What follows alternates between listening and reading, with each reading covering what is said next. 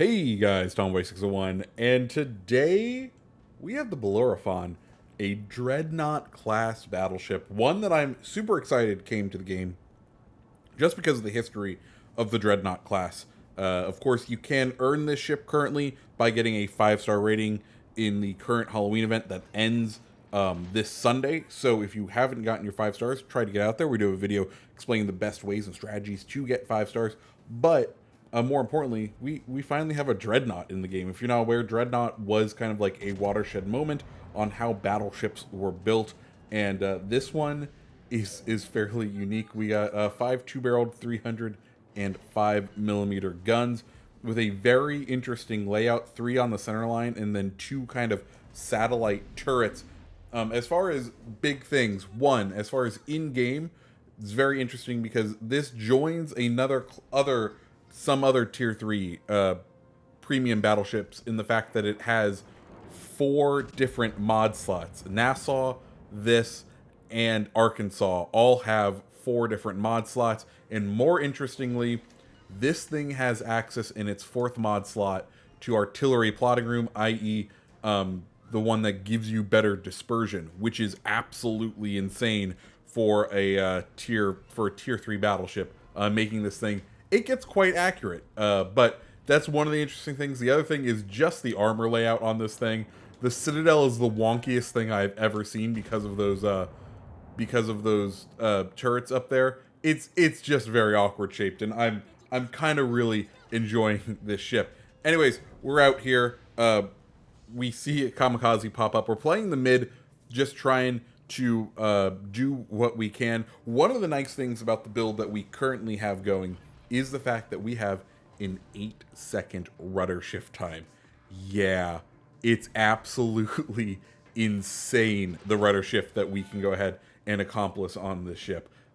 It's just absolutely magical. And as we see there, Kamikaze, left with just a little health, decides that it's time to hit the smoke. We turn in. Sadly, we take a very heavy hit in the Citadel. Of course, we saw the armor earlier. The one nice thing the ship does have an icebreaker bow, but beyond that, it doesn't have the armor to really stand up too much, with the bow mainly containing 19-inch armor, or 19 millimeters of armor. So not much there, but we're gonna go ahead push in on the Kamikaze because, well, one, we have that 8-second rudder shift time, which lets us really maneuver out of the way, and also, well, we have the ability to RGA. We have an extended spotting range. We do end up taking 1 torp there, and we're just waiting on our guns to reload. Thankfully, our secondaries go off, finish off the Kamikaze.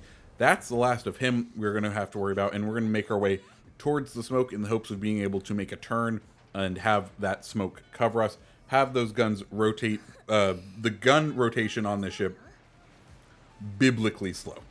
Absolutely terribly slow. It takes almost a minute for the guns to rotate, but we do have a good chunk of them. So now we're going to do the other thing that this ship is relatively good at, which is almost like a kiting battleship. That 8 seconds of that 8 seconds for rudder shift really means that you can go ahead and change direction, angle very well when you're not ready to fire, and then when you are ready to fire, make the turn and deliver all your guns on target, or at least the majority of your guns, other than the one that's on the other side of the ship. So that's exactly what we are going to do here, because at this point, enemies only have 3 ships remaining. Our team has done a very good job of eliminating the rest of the enemy team. I think we've done a fairly good job of capturing their attention as far as getting their attention goes. And at this point, they've kind of taken their mind off us. Koenig very low on health, and we're going to go ahead and use what is this ship's strength, and it is long range fire. It does have very accurate long range fire. That does help out by the fact that you get a large amount of dispersion buff within. We're going to be facing off against this Iron Duke, of course, the Tech Tree Tier 3 British battleship. So as far as evenly matched, we're fairly evenly matched. We see he sends us a full broadside. We start that turn in, and we can see we can get pretty much angled in by the time those shells arrive, which is very good for us. We do need to keep that in mind because we do not have a lot of health to remain to kind of play around with anymore. We need to make sure we are properly angled, and we can see he's kind of distracted by our teammate. Our teammate sadly goes down, so it's now going to be us versus the Oklahoma. We are going to have some support from our friendly carrier, and that's just what we need. He's going to go ahead and hit 2 torpedoes right here, which does help knock down Iron Duke's health. We can see his shells are coming in. We do the full turn in, wait for those shells to pass. He only gets about 2,000 damage. 2 overpens in. We get one pen on him. Waiting for the rest of our guns to reload. We have 1 reloaded.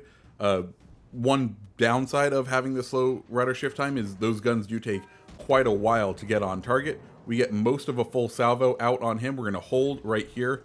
Our repair party ends up coming good, so we're going to go ahead and repair away.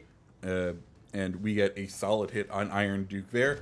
We get 1 more turret ready to go. And at this point, we've done a fairly good job of evening up the HP. He's down to about as much HP as we will have left once we get fully through this heal. We can see he's turning out. We can expect a salvo from him soon. We get our salvo off and then turn our nose in.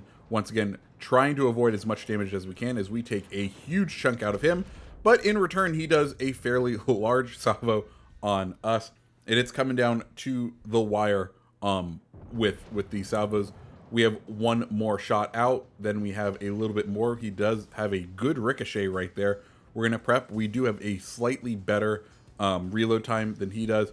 Our teammate dropping in those torpedoes right there. And I believe that's going to finish him off. Yep, that ends up finishing off, leaving just the Wesser on the enemy team. And at this point, we are just going to go ahead and hunt down the Wesser. Not too exciting. We do have to avoid being citadeled because, of course, he is a German aircraft carrier, and that can be very bad for our health in the Citadel. One other downside of Bellerophon, not really the most impressive AA.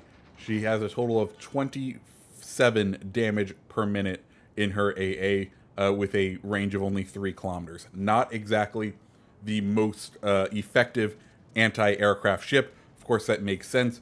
Aircraft carriers, not really a thing when Bellerophon was on the front lines of the war. She's much more of a World War I battleship as opposed to one that we would see in World War II. And that shows. So yeah, guys, this is Bellerophon. I'm really, really enjoying this, what essentially is a tier 3. If you don't, or if you're not able to earn the 5 stars within the Saving Transylvania event, you can also purchase this currently in the store. It's up for 3,750 doubloons. I would say, for me, I would be buying this if I didn't get the 5 stars, just because of what Dreadnought represents, right? It is the prototypical battleship. It's the one that sets the stage for battleships to come. There's a reason ships are pre and post Dreadnought. Like, this is a historical ship just as much as it is a fun ship to play, and one that will do fairly well by you. But yeah, guys, that's Bellerophon. What do you guys think? Let me know down in the comments below. If you liked the video, go ahead, hit the like button, hit the subscribe button, and I hope you guys have a great rest of your day. See ya.